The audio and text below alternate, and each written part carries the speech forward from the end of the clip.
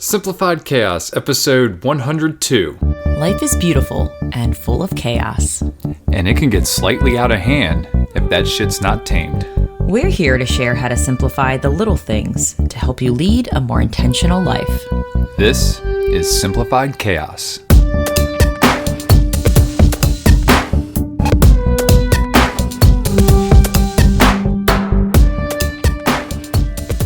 Hey, wonderful friends. Welcome to Simplified Chaos. This is Jillian, one of your hosts, and I'm with my co-host and handsome husband, Nicholas. What's going on, folks? Hope you are having an amazing week. It is Christmas Eve when this thing is coming out today. Hope everyone's doing well. Jilly, we got another great episode for our listeners. What are we talking about today? Today's episode is all about back mapping our life. What is back mapping? I will explain that soon. Hopefully I was prepared for this episode. You were. I know, I did my homework. But before we get into that, as always, we love to show a little gratitude. So, Jilly, what are you grateful for this week? Sex. Enough said. We just did it. It Yeah. was nice. Thank you, Nicholas, for having sex with me once a week at least. Appreciate it. Anytime. Mwah. My pleasure. And tip of the cap to you as well. What about you? What are you grateful for? Keeping it short and sweet. I mean, I don't know if I can top that, but I sure will try. Grateful for tea parties. Yes. And not the Boston Tea Party, although that was a great moment in American history. Oh, goodness. You're know. such a history major. I know. That's what I majored in. I know it. Talk to me about tea parties. So Lucille had her first little tea party today with somebody other than her cousin. I was going to say she has been practicing. She has been practicing this for was this like, moment. Yes, her moment. And the tea lasted all of maybe 30 seconds to a minute before the kiddos just decided to roam the house and have fun. And when we say tea, we really mean we just put water in our tea kettle Yeah. and just pour it into their little tiny cups. Yes. So some of my good friends from high school, we've been friends for quite a while now, and we're all grown up. We have our kids, and their kids are a little bit older than ours. Their daughter is almost a year older than Lucille, but we went the weekend before and cut down our trees together with, this is a tradition we've been doing for a while with some of our friends. We go up to Tawnytown, Maryland, and cut down our trees.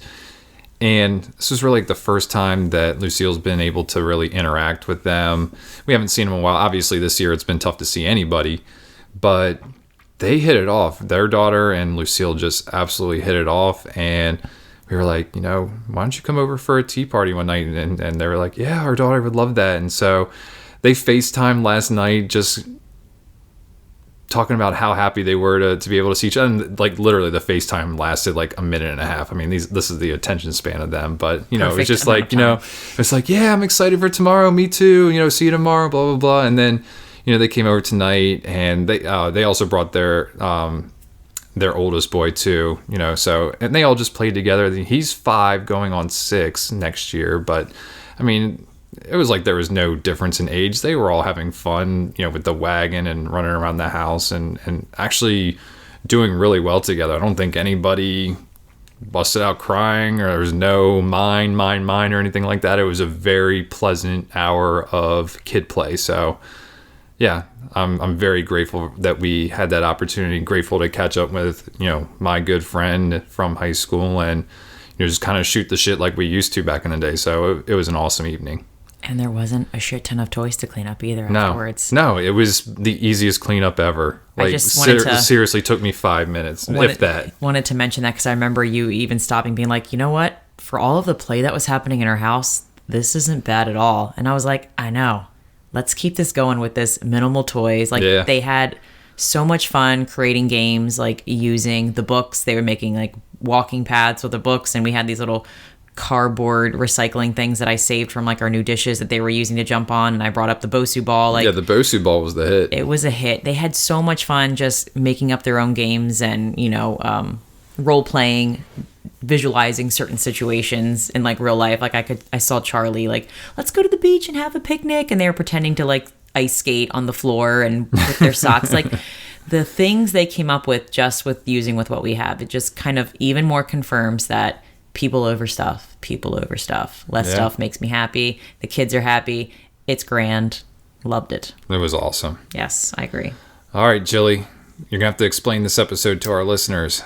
Okay, so basically what we're doing is this is like a great culmination, kind of like looking at basically into the future of what we see in our days. Like, where do we see ourselves in 10 years, 20 years, 50 years? And basically, what are the steps to get there? And coming from a teacher's perspective, we call that back mapping. As a teacher, usually we look at their assessment or what the kids are going to be tested on. God bless the tests. And you love the test. What we do is we back map. We see what the goal is, like the end of the lesson is, or the end of the unit, and we plan accordingly. Like, okay, this is what we need to be taught. We need to have variations of exposure in this in order for them to be successful at this specific thing that they want to accomplish. So back mapping is super, super, it simplifies a lot of when planning lessons, I will say. Using an assessment and then just planning lessons according to that make it a shit ton easier. Like, it cuts out the chaos and all the extra fluff and bullshit that the curriculum may have. So I decided that basically what we're doing with our life is back mapping. We're looking at what our end goal is or where we see ourselves, what we want our life to look like, and we're making the intentionality. We're being intentional about choosing specific steps to do now in order to lead us to that direction. And it's funny what led us to this episode. We're not super huge planners when it comes to this podcast. Like, we just kind of go with the flow with like what's going on from week to week. And what sparked the idea for this podcast is our awesome planners from Ink and Volt that we purchased, earlier this year. And one of the things that it asks us to do every week is to like reflect on something, and it gives us, a couple questions for us to think about and for us to write down our responses. And this week's question was, write the story of your life in reverse. So back mapping what Jill just alluded to. It says, where are your big goals taking you? Imagine yourself in 10, 20, even 50 years. Where are you? What do you do every day? Now think, what did you do to get here? How will your goals for next year take you to the right direction? So Joe was like, yeah, let's complete this exercise and share it with our friends, which is you all. It is. So Jilly, my question to you is, do we back map starting at 50 and then go 50, 20, 10, or do you go 10, 20, 50? I say I took it as, I'm going to start at 50. Okay. I'm going to start the longest I can think and what I picture as myself as a 50-year-old, what my life looks like. No, this is 50. Isn't this 50 years 50 from years now? from now. Sorry. So you'll be 84? Fuck. I honestly... You know what? I can still do that. Honestly, I was just picturing myself at 50. I really did not read that correctly. Oh, no. Did I read it wrong? Hold on. Let me see. You're probably right. Yeah, so you will be 84 in 50 years. I will be 88 going on 89. All right. So do you want to share? Do you want to start? I really visualize myself 30 years from now. Okay. So Jill's going to do a little bit different than my approach. Do you want to start? How about if you did 50, then I want to hear what does your life look like as a 88-year-old? 88, 89. Let's be realistic. I'm probably dead. I'm not even shitting you. I'm probably dead. Chances are I'm dead. This is really not the way I saw it going. But let's reflect on that. Oh, God. So chances are I'm probably dead. But in my grave, I am looking back. Wait, you're in a grave? You're not like... Or in my... urn? Yeah. As my dust is settling across this planet, I'm looking back and I have zero regrets, and I've lived a full life. Like, that's plain and simple, just the way I want it to be. It's like, and when you hear my 20 year and my 10 year, it'll make sense because I started there and really I guess, backloaded it there. But this is just kind of so I'm going from the end and then we'll go to the beginning. I So want to hear the will, 20 now. Oh, I thought we were going to do the 50 together. You're painting such a great picture. Okay. Now I'm at the edge of my You're carpet. Right. Okay. So the edge of my carpet seat. So 20 years, and I'm holding up my book and hopefully still talking to the microphone. I kind of did it like career, where I'm at in career, then life, work-life balance, and then just what it's taking to get there. That's kind of the way that I thought about this. Okay, so 20 years from now, you're almost 60. I'm 59. Okay. 58, 59. I'm either still in a senior leadership position or have started my own business after finally discovering my passion. So you think it's going to take you a while? I think it's still going to take me a while. And I think when you hear my 10 years, this will kind of make a little bit more sense as well, because we are going backwards. Okay. But like, I'm either in a senior position or I have started my own business because I've finally discovered my passion and something that I'm still kind of seeking. Like I dabble in a lot of things, and I would say that I'm a student of all things and maybe a master of none at this point in my life. I'm better at some things than others, but I'm still kind of seeking that, what is that thing that kind of drives me, and hopefully I can turn it into something that I want to do every day and be my own boss and whatnot. I mean, that's kind of the way this whole world is shifting anyway. But at the same time, I also have a daughter who is 22 at this point. Shit. I know. And I started thinking about this, and really, my hope is that we're helping her at this point realize her dreams and that she's on her way to achieving those. And obviously, when you're 22 years old, you still have no idea what you want to do in your life. But hopefully, maybe we've done some good things to help steer her in a direction where she wants to go. And so we're there to continue to offer support, help her navigate through any troubles that she might be experiencing, and really just being that, that third leg of the tripod, for her, and being there to support her for whatever she needs. And then I'm still living a very active life. We're near the mountains, somewhere in Asheville, and that's what I'm thinking. Asheville, Charlottesville, somewhere along the Appalachian Mountains is where I see ourselves, and still very, very happily married to the person sitting across the microphone from me. I like it. All right. And so now I'll go on to 10 years from now. I still want to be with the employer that I'm currently with, hopefully in a senior leadership position role. VP, hopefully your work is listening. Hey, VP of marketing. Let's bump him up. But also, I want to be there because we've done things to grow the company tremendously. Like, I want to be that person to help spark that and be the change and lead us to that next level. And it's a team effort. I realize that, and we've got some great people there.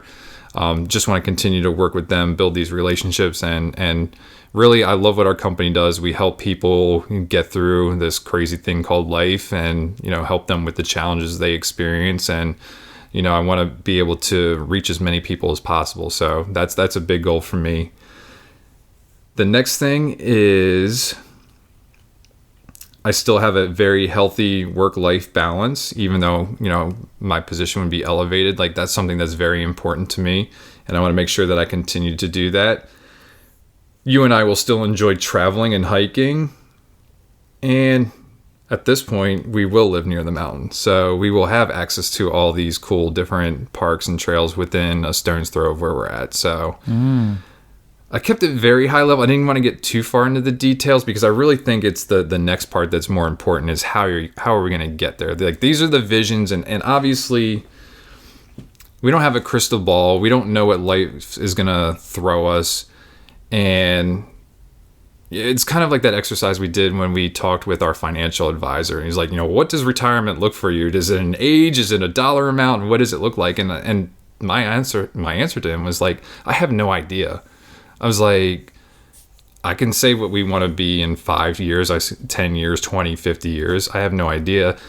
But it's nice to have that vision right now. Obviously, it's going to change from year to year, but having that vision now is going to allow us to make those things happen in life now to get us there, is what the point of the exercise was. Yeah, it gives us a direction to head towards instead of just doing things as they come and not really knowing what are we working for, what are we living for, like what is our purpose.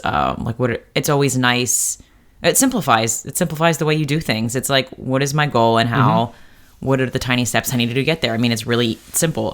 Instead of just sporadically going all over the place and then looking back like, what the hell happened? Like, what did I do? What am I proud of? What can I do better? So I love these type of questions because it's something that naturally doesn't come in my head. Yeah. I need... I think for a lot of people it doesn't either. And that's what I love about this planner is that it asks us questions we might not ask ourselves. Yeah, and I've seen a lot of new planners out there that are really purposeful with asking specific questions to really get you thinking about more than just your day-to-day. It's like your habits, your well-being, what can you do better each day? And I think these questions really do. You were very specific with your timeline. This is how I thought of it. I'm more of I'm curious. I'm not a recipe follower. So when I looked at this question, I was just like, all right, where do I see myself when I'm like 50 or 60? For some reason, that was the age I thought of. Sure. There's no wrong way to answer this question because I think at the end of it it's like, how are you going to get there? So where are you at? And this sounds like, I was very selfish when doing this. So honestly, Lucille didn't even come into the picture. I didn't even talk about you. I just talked about where I saw myself. I was very egotistical when I was doing this. Listening to yours, I'm like, man, he really has a well-rounded picture. And when I was doing this, I was very just like egocentric. Like, what do I look like? Where does my life look like? And what do I have? So that's how kind of I took it. Yeah. But usually when I put all the time and effort into myself, it shows in my relationship. It shows, with Lucille, like I just find that everyone's happier when I focus on making myself happy. Fair enough. Yeah. I was a little selfish doing this and I'm okay with it. As you should be. There's no, like I said, there's no wrong way to answer this question. All right. I'm also going to be reading from my planner. So where I saw myself like in my 50s or 60s, I have way more time freedom, which means I have an equal quote unquote balance of work, time to create, time to rest, time to play, time to explore. Like it's a lot more balanced than it is now, where I feel like it's just heavy work at the moment. I'm still connecting to rad humans, whether that's through podcasting and interviewing or whether that is through some type of work. I've been really enjoying the podcast because it's helped us connect to people. And I find that I'm seeking that more and more, just reaching out to people and finding out about their stories in their life. So in some capacity, I'm still working with people across the world or across the United States in some capacity. And the next things that I wrote down, I didn't notice a pattern until I went back and looked at my list, but I wrote enough money for a small home base near family and friends, enough money to travel once a month.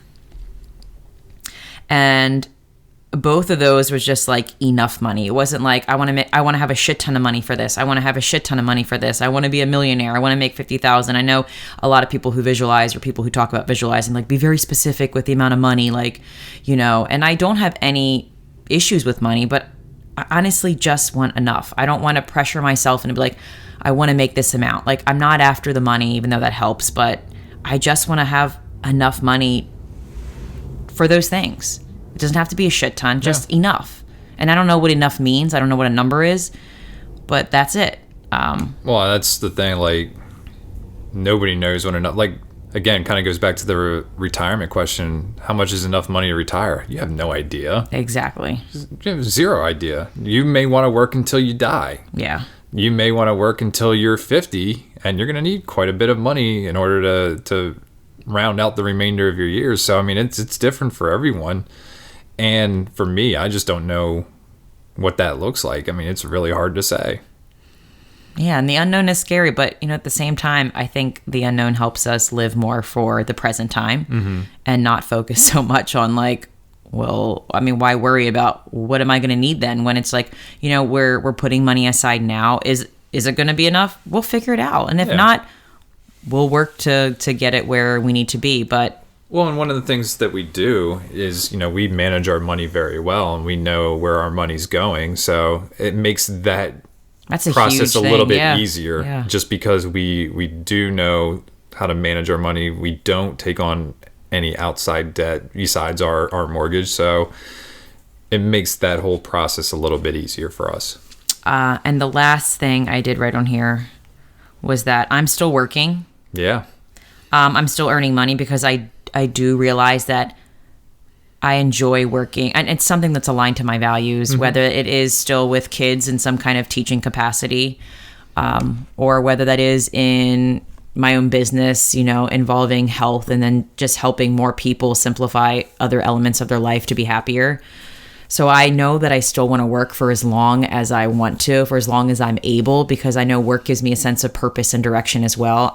When I think of retirement, I think of just having more balance in my life. I'm still working, but I maybe just have it more to the way that I would prefer it to be versus like working full time and then having these small snippets of time for play and creativity. It's like, 30% play, 30% creativity, 30% work. Like I have more control over that. And then that goes back to time freedom. But basically I want to work. I just want it to feel more aligned to my values. I love being a public education teacher. I love the kids. I love the kids. I love the kids. And I love the people I work with. It's just a lot of the things that I feel forced to do don't really align to what I believe in. So that's where kind of I'm in a crossroads with the profession I'm in now. So I'm figuring that out, and I don't know. I'm making steps to make tiny changes, and where that leads, we'll find out. But that's where I see myself. I see myself with just more balance, whatever that looks like in my life, to have choice in when I work, how I work, and just more time to do things that I always say, like, I would love to do that, but I don't have time. I think that's like my end goal, is anything that I catch myself saying, like, I wish I could do that if I had time. Like, I need to start writing that stuff down, because that's what I need to prioritize to like make happen. Yeah. So now that we've kind of come out with all that, how will your goals for next year take you in the right direction? What do you think? So for me, like one of the cool things about this calendar is this planner is you get to set your yearly goals. So you think big picture, and then each month has goals, and then each week has goals that you can write down. And, you can be as broad or specific as you want. And when I go back, and this year really threw me a curveball, and I kind of got away from this, a little planner? bit. Yeah. And then, I brought it back a little bit. And what I've realized is that you constantly need to be reading and checking in on what it is that you say you want to do for the year. Because there were some things that I didn't do this year. And, looking back on it, it's just like, okay, this was a big lesson learned. Yeah, there was a freaking pandemic this year, but that shouldn't have stopped me from doing the things that I needed to do to achieve my short-term / long-term goals. So lessons learned, next year for me, it's, it's even being more thoughtful with my goals this year. This was the first time we did this exercise. And so you kind of think of, what it is that you're supposed to do, but then you go back and you're like, you know what, I need to be a little bit more thoughtful. I need to be a little bit more specific here, or a little less specific, just depending on what it is. But for me, it's just like having that check-in, and, one of the things that you and I talked about was just making sure that we're checking in with each other, that we're, motivating each other and helping us reach, what we want to do, so that we can accomplish these grander goals that we have in life. So for me, it's just following through and just constantly reminding myself of what I want to do and how I want to accomplish it, and also adjusting. So basically just being more consistent using the planner. Yeah. And then having me as an accountability partner to help you stay motivated to keep going. You got it. Cool. Yeah. That was a good summary. Yeah. What about it's you? like the power of writing frequently what you want out of life is just mind-blowing how life-changing it is. Like, people talk about it and I'm like, yeah, whatever. And then once I started doing it, I'm like, I am so in. Yeah. Like, this fucking works. Writing down what you want to accomplish and, dreaming big of what you think your life is. And it's like, when you dream about, I don't know, I think when I was younger, I think about like what I wanted my life to look like. I think I just thought it was, I wanted to be popular. I wanted it to be flashy. I wanted to have lots of things. And now it's like the total opposite. It's just like, I always want to have meaning and purpose. I want to have time to create. I want to have time to rest. I want to have time for myself. I want to have time for family. I want to have time for hot, sexy dates with my husband. So it's like, what is Before and after what the is meaning podcast. to like what I want my future to look like is pretty much like what we have. It's just slightly more freedom of time when it comes I down know to what your theme for next year is. what Time. time. Thank you for helping with my theme. THYME. Oh, geez. That does make sense since I'm obsessed with delicious foods. I know. Yeah, so thank you. I'm glad we're talking this out because in the planner there is like little spaces for you to have themes for your year, and there's also like themes and focus for each month, which I really like. You really think this is an ad for this planner, but I swear to you, this is not an ad for the planner. This is just how much we really truly love using this planner. Yeah. So And it's funny, like you don't have to use it the exact way that it's out there. Like you use it in a completely different way than I do. So make it yours. Like make it work for you, but use it. for sure. All right. Anything else you want to drop before we get into some resources here, Jilly? No, did I cover everything? You Is that definitely good? did. All Yeah. right. I was just I making think sure. it was great. I'm just making sure I was thorough enough because you just had these beautiful pictures of like what your life was like, and I was just like, man, mine is not as detailed, but I still thought I had a sense of direction, which I Like think I is said, important. there's no explicit instructions. Yeah. This is how you imagine it. I love that we didn't yeah. talk about this before, and then I got to kind of hear yours. Yeah. Yeah. And the whole reason we're doing this, guys, not so you like know our life goals, but just so you could hear what this exercise sounds like in practice. Like this was real time. We haven't done this before. And if you think this could be something that could really help you feel like you have more of a sense of a direction with how you want your year to go and your time and where you want your energy to go, I highly recommend doing this because already I'm getting so much out of this conversation with you that I think this is such a simple thing that you could do at home with your partner or even by yourself, just writing it down and then having discussion over cocktails or like over dinner when the kids are asleep, So yeah, grateful for the opportunity to do this. So thank you, sweetheart. Same, likewise. So how about that resource? Okay, let me get out my other tool. It's on my phone. Yeah. I gotta put my planner down. That tool. Okay, so it's a blog post. What? Like most, it was a blog post. The resource was titled "Why You Should Make It a Habit to Visualize Your Ideal Future," and I'm just going to read a few paragraphs or so. Sounds good. Cool. It's easy to focus on what is wrong in your life than trying to investigate a better future because your problems are real. It was Napoleon Hill who wrote in The Master Key to Riches, quote, "Mental attitude is important because it converts the brain into the equivalent of an electromagnet, which attracts the counterpart of one's dominating thoughts, aims, and purposes.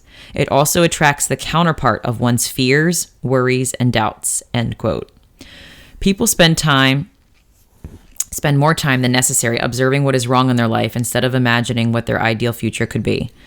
Visualization without action is futile because mental preparation and inspired action are both necessary to bring to life your desires. This is beneficial for several reasons, least of which means what you give enough attention to is reinforced in the brain through its cellular network. Therefore, if you give attention to what is unwanted in your life, those same cellular structures are strengthened and become efficient unless you change your thought patterns.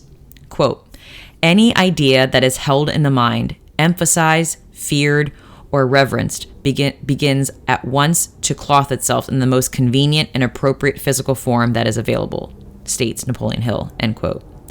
And so it is with visualization.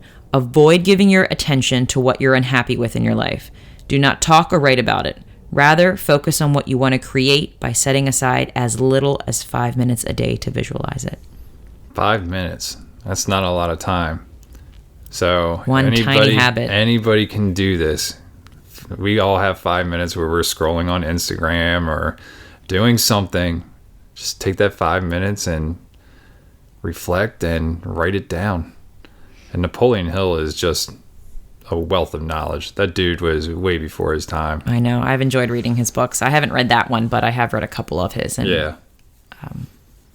Yeah, I've enjoyed it. So as soon as I saw his quotes in there, I'm like, this is a good one. Yep. Anything Napoleon Hill is gold. Agreed. All right. How about that quote of the day there, Jilly? The quote of the day is by George Bernard Shaw. Imagination is the beginning of creation. You imagine what you desire, you will what you imagine, and at last you create what you will. CNN. CNN? That's where he was on. Was he? Yeah. Thank you. You're welcome. I didn't know that. I was like, that name sounds familiar. Yeah. This is a good quote. I'm going to quote him. Early days of CNN. R.I.P. I'm guessing he's not alive anymore? No. Oh. Yeah. Sorry, Bernard. George Bernard. He lived a full life. Had no regrets. No regrets. In his grave? Oh, God. Or ashes. Anyways, we brought it full circle. Hey, Jilly. Yes. What's that take action challenge? Your take action challenge today, or this week, is to visualize out loud the life you want to have years from now so that you can create tiny action steps to head in that direction. Then write that shit down. Yes. Yeah. Yes. And yes. Yes. Awesome. Well, that wraps it up for another episode. Thank you all for hanging out with us this week. If you like this episode, please do us a favor and help us spread the message. You can do this by writing a review or simply by sharing this episode with a friend. And remember, sharing sparks a conversation. Conversation leads to action. And action is how we're able to live a happy and intentional as hell lifestyle. We want to thank you all for listening today, and we will see you again next week. See you later, y'all.